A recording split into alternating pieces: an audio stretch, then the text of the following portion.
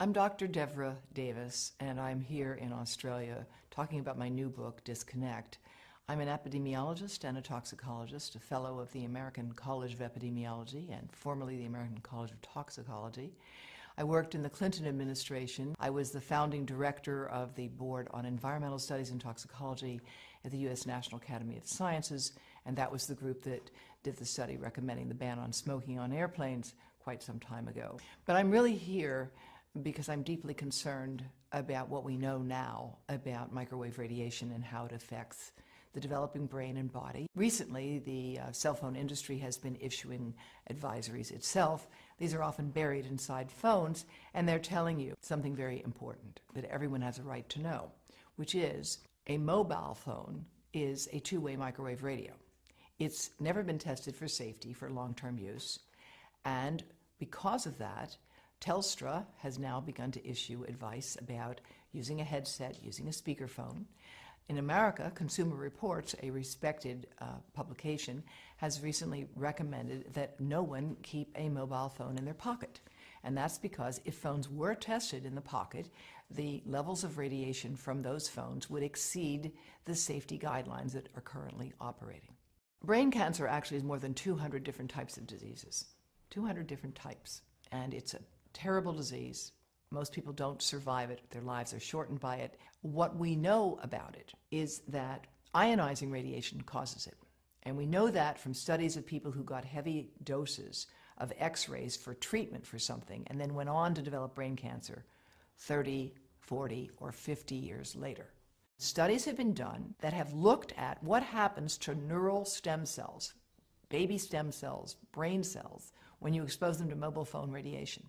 And what those studies find is that if you expose those cells, you can look at their membranes, and you find the membranes are weakening and opening.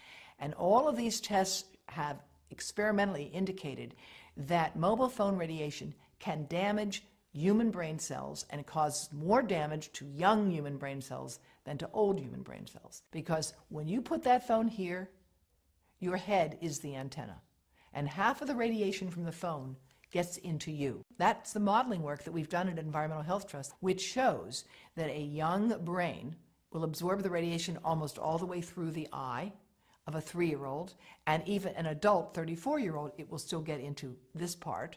And we are seeing effects of many different sorts as a consequence of this. Those who are on the front line of dealing with young children are deeply concerned about this at a professional level in the United States and around the world. In Israel, as well as France, as well as Belgium and Taiwan, there's an active government program to discourage the use of mobile devices by young children. There's a growing literature showing that prenatal exposure to mobile phone radiation causes serious defects in the offspring. Smaller brains, more brain damage, smaller livers, more liver damage, damage to skin cells as well. There are good reasons for concern about the long-term and short-term effects of mobile phone radiation, particularly on children, but especially on sperm.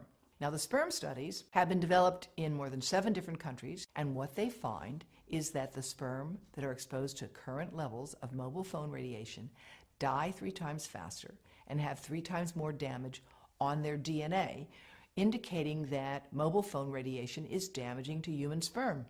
More than 100 scientists have joined with me and with the chief of obstetrics and gynecology at Yale University Medical School. We have put together the Baby Safe Project, and they are handing out information to every pregnant woman that walks into Yale New Haven Medical Center, $4,500 a year, telling them how and why they need to avoid exposing the pregnant abdomen to mobile phone radiation. The breast cancer story in mobile phones is complex, as breast cancer is a complicated disease. Most of the women who get breast cancer are age 50 and older. However, growing numbers of young women are developing this disease who don't have any of the inherited risk factors for it at all, who have no family history of it, but they have one thing in common.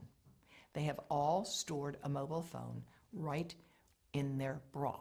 And in several cases, the tumors have developed right under the antenna of the phones. No phones are tested for little kids, for babies playing in their bouncy chair, for toddlers sitting in front of an iPad on an iPotty, for pregnant women holding these things over their bodies.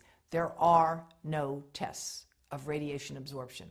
That's why we at Environmental Health Trust are doing that modeling now, and we would like to work, of course, with industry to further validate our models.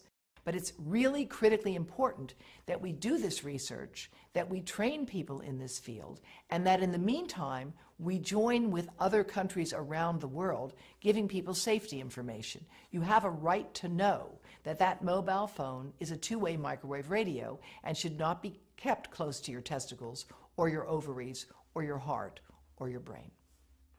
And where we are with this issue today is where we were with cars and seatbelts. Australia has led the world in requiring seatbelts. It is leading the world with respect to handguns, and it can lead the world with respect to the right to know about mobile phone radiation.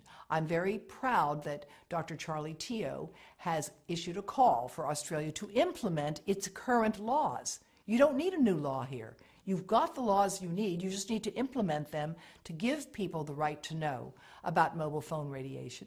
And again, I'm delighted that Telstra's taken the first step. I think Arpanza actually does have information on their website about how to reduce radiation by keeping your calls short and telling you how to use a headset and a speakerphone.